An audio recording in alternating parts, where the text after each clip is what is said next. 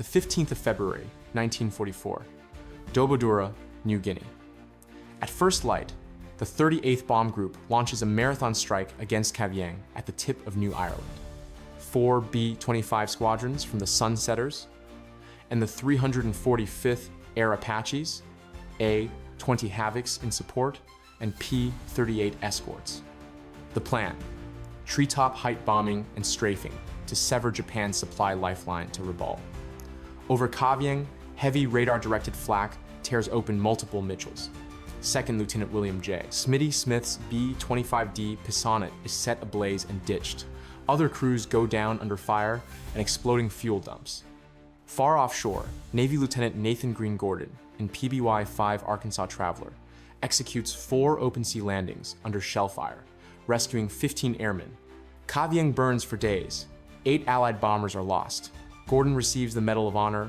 Smith returns to fly 46 more missions and later becomes a minister. This is how Mission 46D1 turned a lethal strike into one of the Pacific War's most daring rescues. Pre-dawn, Dobodura.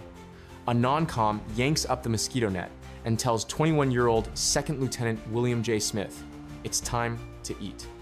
Sleep came thin mosquitoes inside the net, nerves about combat number 25 since arriving in 1943. Breakfast is New Guinea standard. Pancakes with pockets of raw batter, coffee sweetened by skimming ants off the top. Smith's mind flickers to Kentucky biscuits, gravy, eggs, and snaps back as the mess tent empties toward the briefing. Inside the canvas, grease pencil arrows carve a path from Dobodura to New Ireland. The officer is blunt.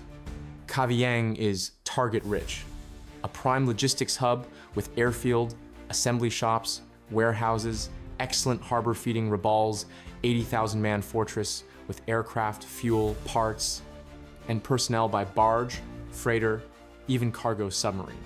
Recent B-24 high-altitude raids cratered the runway and thinned local air power, but Lieutenant General George C. Kenney wants the 5th Air Force signature low, fast, smashing warehouses and ships at point-blank range. Enemy flak is dense and radar-directed. Fuel will be tight.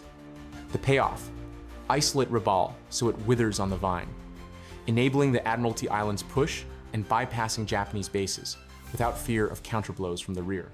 On the line, Smith meets his ship for the day, 71st Bomb Squadron B-25D number 306, Nose Art Pissonit. He hasn't flown her before. Theater mods from Brisbane are obvious. Plexiglass nose rebuilt with 4 fixed forward firing, 50s blister packs on each side of the cockpit, top turret trained forward 8 half-inch guns for a scything low-level run. In the bay, 4 500-pound HE bombs with 812 second delay fuses to avoid self-blast at treetop altitude. At 7:45, the R-2600 13 right radial engines roar. First Lieutenant Eugene Benson takes the left seat. Smith in the right, navigator Holly Rushing checks headings, radio man Claude Heelan, and tail gunner Albert Gross button up aft. The Mitchell leaps from the strip into the bright Pacific sky. Over Sand Island, 871st Wolfpack Mitchells rendezvous with 8 405th Green Dragons and 8 823rd Terrible Tigers. The 345th Bomb Group's 498th, 499th, 500th, and 501st the Air Apaches join, plus A-20 Havocs from the 3rd Group. P-38 Lightnings slide into escort positions, mission number 46D1. The order of battle is simple and savage. The 71st crosses first, 4 abreast at roughly 100 feet and to 270 miles per hour, strafing and bombing. The rest follow in 30-second intervals, approaching from the south up the New Ireland chain. Pilots serve as their own bombardiers at this altitude, picking timing over glass and instinct. At Langemak Bay, Finchhafen, Navy Lieutenant Nathan Green Gordon, Patrol Squadron 34, Fleet Air Wing 17, the Black Cats, preps his flat black PBY-5 Arkansas Traveler for daytime air-sea rescue. The Catalina, 21 feet high, 63 feet long, 104-foot wingspan, slow at 125 miles per hour, but legendary range and toughness. Gordon's crew of 8, 2 pilots, a navigator, a radio man, 3 gunners, a flight mechanic, casts off. 4 P-47s cover the transit. seas near New Ireland are already running 12-16 feet, trough to crest. Gordon hopes he won't have to land in that. Coconut palms flicker beneath the Mitchells. Doors open. 850s in Pissonit roar. The first wave has already set the main wharf ablaze. Thick smoke boils upward. Then Kavieng answers with everything from rifles to 5-inch shells. A hard clap to Port Pissonit's left engine erupts in flame. Rushing pops the Lux extinguisher. The fire dies. A second heavier hit forward of the radio position ignites the 200-gallon Tokyo tank. A 6-foot blowtorch licks through the fuselage. Hydraulics severed. Gear legs drop into the slipstream and catch fire, relighting the left engine. To their left, Captain Fred Corning sees 306 trailing fire and smoke. I'll never see those guys again. Benson hauls back to gain altitude. Distance from shore means distance from capture and summary execution. Smith sees the left wing heating towards structural failure. He fights Benson for the yoke. There's no time for rank. Benson yields. Smith banks left past Noosa Island, aims for open water, chops the right engine at the last moment, and rides a trough down. Without flaps, the impact is brutal, but the B-25 settles upright, surrounded by burning fuel. Benson and Rushing explode through the overhead hatch. Smith turns for Gross, but the bottom hatch forward of the cockpit has been forced open by the crash. Suction has likely dragged the tail gunner out. Radioman Heelan tries to jump parachute at 75 feet, is a fatal reflex. With seconds left, Smith shoves his chute up through the hatch, climbs onto the nose trapped by a ring of flaming avgas, when an internal blast blows out the plexiglass and flings him clear of the fire. He surfaces, eyebrows and mustache singed off, left shin flayed open. Benson and Rushing paddle to him.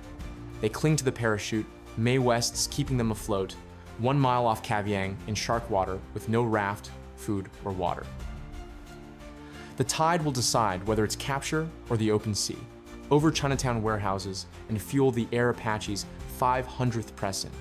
Fires hurl tires and 55-gallon drums skyward like missiles. Lieutenant Thane Heacox's Jackrabbit Express takes a lethal hit on the right engine and smashes in flames at the edge of Chinatown. All aboard die, including Captain Sylvester A. Hoffman on his last mission before rotation. Operations Officer Captain William J. Cavoli, co-piloted by Second Lieutenant George H. Braun in an unnamed B-25, flies blind through smoke when a direct hit explodes the right engine, trailing fuel down the fuselage. Heat sears the cabin. Cavoli and Braun muscle the ship over palms, clear the beach, and ditch 600 yards offshore. First skip light, second gouge to a standstill. The nose tears open. Water blasts in hard enough to rip fabric from the navigator's pant legees. Braun pops the raft. All 6 men, some badly cut, and one with a shattered arm, scramble free and paddle away from the sinking ship. Major Chester Coltharp leads the 498th in Princess Pat, Falcon Head nose art slashing through smoke, dropping 59 more 500-pounders. More than a dozen floatplanes are shredded, a large wharf disappears, and a 2,000-ton freighter sinks. Pull-ups to avoid debris slow some B-25s into flak envelopes. In Gremlin's Holiday, First Lieutenant Edgar R. Cavan attacks with Staff Sergeant David B. McCready in the top turret, hammering twin 52nds at a Japanese submarine's deck. Incendiaries rip open the belly, the Tokyo tank explodes, the turret dome tears free. Wind scours McCready's face as fire cooks his lower body. Captain Robert G. Huff, squadron adjutant and unauthorized ride-along, instantly wishes he'd stayed at Dobodura. With fire spreading, co-pilot Second Lieutenant Elmer Jeb Kirkland tells Cavan they must ditch. The nose knifes under, pops up like a porpoise. Pilots and Staff Sergeant Lawrence Herbst escape via cockpit hatch. Huff swims to it underwater. McCready and Tech Sergeant Fred Arnett come to underwater, fight free of straps and wreckage, and surface. Injuries are grim. Huff 3 fractured lumbar vertebrae and a deep leg gash. Arnett broken shoulder and a slash exposing teeth and cheekbone. McCready compound ankle fracture, hip laceration, severe burns to arms and hands. Circling B-25's drop rafts and survival kits. From altitude, Gordon sees Kavieng's smoke columns and hears the first multiple down calls. He spots yellow-orange dye and descends into those punishing 12-16-foot seas. The first landing slams hard enough to pop hull rivets. Water seeps in. He taxis a debris field and finds only a half-deflated army raft, no survivors, then claws back into the air. Captain Tony Chiappe, orbiting an old Baldy, flags the PBY by wing waggle and relays messages via P-47's radio issues, prevent direct talk. Gordon follows to 2 lashed rafts, Gremlin's Holidays crew. Standard practice says, stop and let the rafts drift in, not under Japanese shell fire. The crew heaves a line. The Cat's forward motion threatens to drown men in its pull, so Gordon orders both engines cut, accepting a dead stick drift while shore batteries bracket them. Inside, pencils jammed, popped rivet holes to slow leaks. At the port blister, Ensign Jack Kelly and strong-backed Paul Germeau haul oil-slicked limp survivors aboard Huff and McCready hardest of all. Gordon hits the starters, both engines belch and catch. Traveler slaps the seas, hauls free, and climbs. 2 hours adrift, Smith, Benson, and rushing ride swells that hide the horizon in every trough. The stain from their May West dye canisters has faded. They flash mirror signals to circling P-47s that cut a tight ring overhead. Gordon lines up through tracers for a third landing. Sets down clean, kills the props to avoid shredding survivors, and slides alongside. Germeau walks the heaving line to them. The 3 scrape over the blister frame into the crush inside. Engines cough back to life. Geysers stitch in the wake. The Cat claws up again, heavier, slower, alive. 10 miles off the target, Coulthard's voice returns on the radio. Another B-25 is down only 600 yards from the beach. The math is terrible. Leaking hull, overloaded, seas still mean, batteries wide awake, but some missions choose you. Gordon turns back, Princess Pat flies cover. He lands his best of the day, stopping within yards of 2 rafts, and instantly becomes a duck in a gallery. Shells walk the water around them, every second dares fate. 6 more men spill through the blister fear, momentarily stronger than pain. The starboard engine lights, the port refuses. The PBY spins in a slow circle as splashes creep closer. Gordon knocks his co-pilot's hand off the flooded starter. They wait for the longest minute of the war. Try again. The prop turns, then blurs. The engine catches. Arkansas Traveler gathers herself and, with 23 souls aboard, crew plus 15 rescued, lifts from the sea once more. Coulthard waggles his wings in salute and barely limps home himself. Princess Pat dead sticks into Cape Gloucester with about 10 gallons in the tanks. Later, Coulthard receives the Distinguished Service Cross. Halsey Cables prays for the saga-writing Cat crew. Gordon will be awarded the Medal of Honor, the only PBY pilot so decorated in World War II and the first Navy man in the Southwest Pacific to receive it. Reconnaissance confirms Mission 46D1's effects.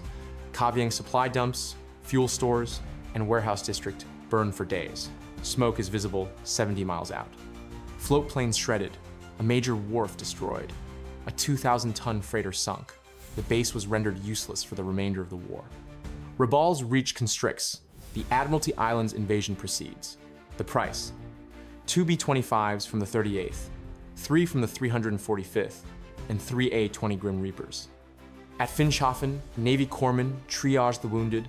Smith protests but stays overnight, burns to the face, leg torn open. In the mess, he tastes ice cream for the first time in months, a sweetness that feels like survival. Back at 17 Mile, the 71st CO ferries Pissonit survivors home in a Fat Cat transport B-25. Smith wishes he could thank the PBY pilot who pulled him from the Bismarck Sea. Gordon has already launched on another mission. General Kenny pins the Purple Heart, the Distinguished Flying Cross, and the Air Medal on William J. Smith. He flies 46 more combat sorties: New Guinea, the Dutch East Indies, Biak, Morotai. The Philippines survives a parafrag hung in the bay, the best landing I ever made, and shrapnel through the windshield inches above his head. He becomes a captain before 23 and serves as operations officer, 71st Squadron. After the war, Smith graduated from Marshall University and Southern Theological Seminary, became a Baptist minister in 1950, and served for more than 5 decades in Kentucky, Alabama, Louisiana, and Georgia. He's volunteered for years as a chaplain to U.S. Army basic trainees at Fort Benning. In March 2002, his 80th birthday, he flew again in B-25 Jules Panchito at the invitation of owner Larry Kelly, 57 years after Dobodura. Square-jawed, blonde-haired Nathan Gordon returns to Arkansas, serves 20 consecutive years as lieutenant governor, practices law, and dies in September 2008 at 92. In 1999, Smith finally phones Gordon to say thank you, and the two men trade memories of New Guinea and New Ireland, distances bridged by a single day over Kavieng. The 15th of February 1944, Dobodura to Kavieng and back was more than a strike. It was the convergence of a strategy to choke Rabaul, the courage of low-level crews who flew into radar-aimed flak, and a flying boat pilot who landed in a storming sea 4 times to keep men out of captivity and out of graves. Mission 46D1 destroyed a base and wrote a rescue into Pacific War legend: Pissonit, Gremlin's Holiday, Princess Pat, Old Baldy, and a black Arkansas traveler carrying 15 saved lives. Some heroes wore medals. Others wore oil, bandages, and the quiet knowledge that someone turned back for them. Medal of Honor: Lieutenant Nathan G. Gordon, VP 34, PBY-5. Arkansas Traveler, 4 sea landings under fire, 15 rescued. Decorations to Second Lieutenant William J. Smith, Purple Heart, DFC Air Medal, later 46 more missions, post-war ministry spanning 5 decades. Mission losses and damage: 2 B-25's 38th BG, 3 B-25's 345th BG, 3 A-20's 3rd BG. Kavieng Logistics Hub neutralized. Smoke visible 70 miles, Rabaul further isolated.